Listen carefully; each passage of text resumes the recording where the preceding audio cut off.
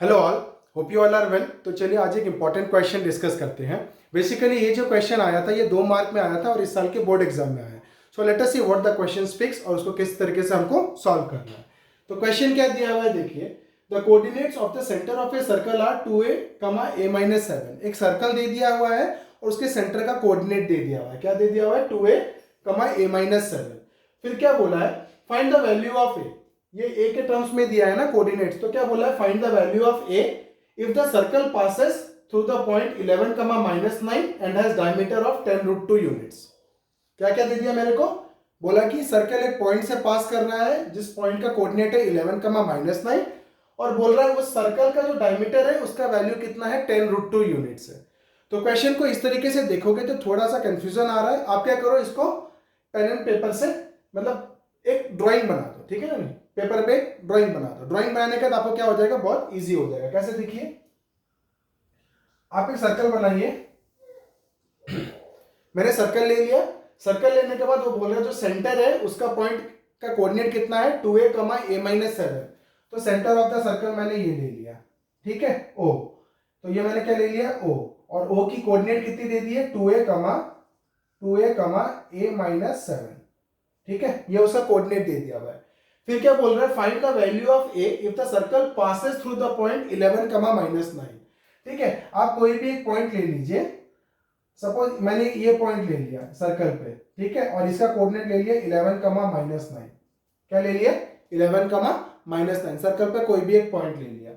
फिर वो क्या बोल रहा है? Find the value of A if the circle passes through the point 11, -9। मैंने ये ले लिया और बोल रहा है and has diameter of 10√2 units. Diameter की वैल्यू कितनी है? 10√2। ठीक है ना? नहीं तो कोई बात नहीं, डायमीटर की वैल्यू अगर 10√2 है तो अगर इस पॉइंट को अगर मैं यहाँ पे ज्वाइन करता हूँ, ठीक है, इस पॉइंट को अगर मैं यहाँ पे ऐसे ज्वाइन करता हूँ तो डायमीटर का ये हमको क्या मिल जाएगा? रेडियस मिल जाएगा। तो मान के चलो इस पॉइंट को मैं ले लेता हूँ P, ठीक है ना? नहीं तो सेंटर से अगर एक पॉइंट सर्कल के ऊपर ज्वाइन करते हैं तो क्या मिल जाता है? रेडियस। तो हम क्या लिखेंगे? let O be the origin, let O be the center of circle, let O be the center of circle and P be the point, P 11, -9 be the point on circle, circle के ऊपर एक point है, ठीक है। अब हमारा क्या हो जाएगा? OP। OP क्या बन जाएगा? रेडियस। क्या बन जाएगा? रेडियस। तो कितना हो जाएगा? डायमीटर का बाई 2। तो डिस्टेंस OP कितना हो जाएगा बताइए? Distance OP is equal to radius के बराबर हो जाएगा। तो क्या हो जाएगा? डायमीटर का आधा, 10√2 का आधा, तो कितना हो जाएगा? 5√2। तो ये डिस्टेंस मेरे को क्या मिल गया? 5√2। अब मैं क्या कर सकता हूँ? डिस्टेंस फॉर्मूला यूज करके मैं ये कोऑर्डिनेट की वैल्यू निकाल सकता हूँ, क्योंकि मेरे को एक कोऑर्डिनेट पूरा पता है, दूसरा कोऑर्डिनेट दोनों ए के टर्म्स में है और मेरे को उनका डिस्टेंस पता है। तो डिस्टेंस फॉर्मूला यूज करके मैं उनकी कोऑर्डिनेट्स इजीली निकाल सकता हूँ। तो मेरा OP कितना हो जाएगा? ठीक है, डिस्टेंस OP कितना हो जाएगा? x coordinate. तो हमारा कोऑर्डिनेट क्या क्या आ गया? ये हम लोग लेते हैं x1, y1 और ये हम लोग लेते हैं x2, y2।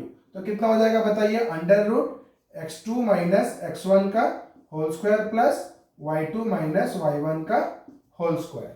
ठीक है, तो अब ये OP की वैल्यू कितनी आई है? 5√2। तो हम यहाँ पे क्या ले लेंगे? 5√2।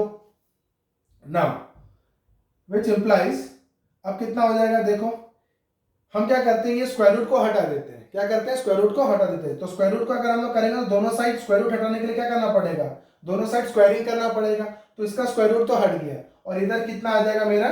5 का स्क्वायर कितना हो जाएगा? 25। 5 का स्क्वायर कितना हो जाएगा? 25 और 25 इंटू 2 कितना हो जाएगा? 50। तो यहाँ पे मेरा कितना आ गया?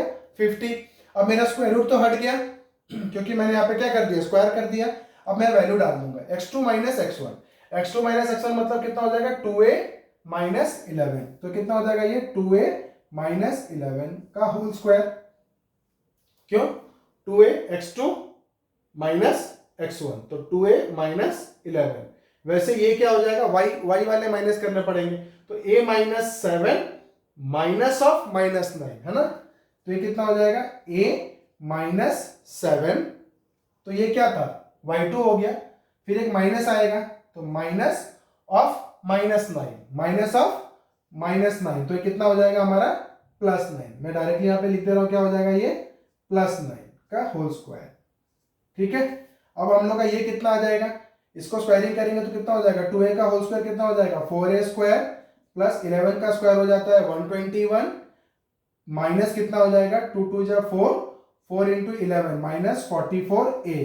ठीक है, प्लस इसकी वैल्यू कितनी आ जाएगी a माइनस 7 का होल, सॉरी इसको थोड़ा सा सॉल्व कर दीजिए, तो ये कितना आ जाएगा आपका a प्लस 2 का होल स्क्वायर हो जाएगा इधर, है ना, a प्लस, क्योंकि 9 माइनस 7 कितना हो जाएगा 2, तो ये कितना हो जाएगा a प्लस 2 का होल स्क्वायर। तो अगर आपको मन में डायरेक्ट आ जा रहा है तो आप क्या करो, a प्लस 2 का होल स्क्वायर यहाँ पर डायरेक्टली निकाल दो। तो a प्लस 2 का होल स्क्वायर कितना हो जाएगा a square plus b square plus 2ab, तो कितना हो जाएगा 4a, which is equal to कितना आ गया 50। अब हम लोग क्या करेंगे, यहाँ पे 4a स्क्वायर, यहाँ पे a स्क्वायर, तो कितना हो जाएगा 5a स्क्वायर। अब हम लोग क्या करेंगे, a को कंबाइन करेंगे, माइनस 44a प्लस 4a, तो कितना हो जाएगा माइनस 40a। अब क्या करेंगे हम लोग, कांस्टेंट को कंबाइन करेंगे, यहाँ पे प्लस 121 आ रहा है और यहाँ पे प्लस 4 आ रहा है, तो कितना हो जाएगा 125, और यहाँ पे 50 उससे क्या हो जाएगा माइनस हो जाएगा। तो 125 से आपको क्या करना है 50 माइनस करना है, तो आपको कितना आ जाता है 75। ठीक है, और प्लस का साइन रहेगा क्योंकि यहाँ पे माइनस आया, तो 121 प्लस 4 प्लस में था 125, तो कितना हो जाएगा ये plus 75 which is equal to 0।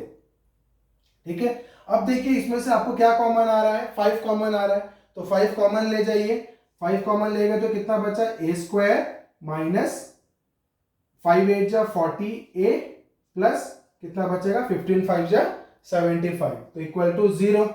अब 5 को ले जाके उधर 0 कर दीजिए, तो कितना आ जाएगा a square minus 8a plus 15 is equal to 0। ये हमारा एक क्वाड्रेटिक इक्वेशन आ गया। अब हम लोग क्या करेंगे, इसको निकाल देंगे, है ना, क्वाड्रेटिक इक्वेशन को हम लोग क्या करेंगे, अभी इसको सॉल्व कर देंगे, मिडिल टर्म स्प्लिटिंग कर देंगे, तो हमारा क्या हो जाएगा a की वैल्यू निकल जाएगी। तो क्या मिडिल टर्म स्प्लिट करना है, a square minus 8a plus 15, 5 3 जा 15, 5 प्लस 3 8, तो आ जा रहा है ना, तो हम लोग क्या लिखेंगे a स्क्वायर माइनस 8a को कैसे रिप्लेस करेंगे, माइनस 5a माइनस 3a, तो कितना हो जाएगा minus 5a minus 3a minus 8a plus 15, तो 5 3 जा 15 ये कर रहा है, तो कितना हो जाएगा इक्वल टू 0।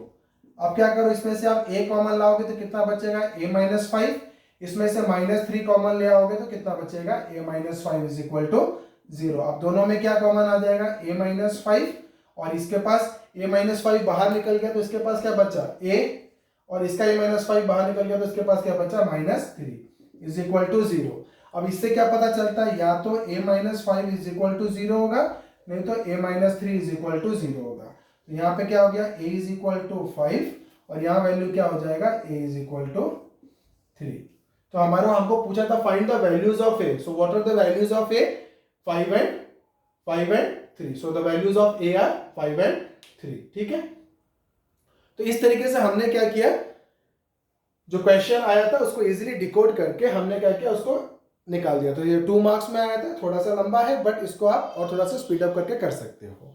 इसके बाद हम क्या करेंगे आगे के वीडियोस में, और कुछ जो इस साल के जो 2025 के जो बोर्ड एग्जाम हुए उसके जो भी क्वेश्चंस आएंगे वो हम लोग आगे के वीडियोस में एक एक करके डिस्कस करेंगे। अभी 2 मार्क्स का क्वेश्चन हम लोग डिस्कस कर रहे हैं, then we will go up to 3 marks question also. तो अभी के लिए इतना ही, बने रहिए मेरे साथ मेरे आगे वीडियोस के लिए। थैंक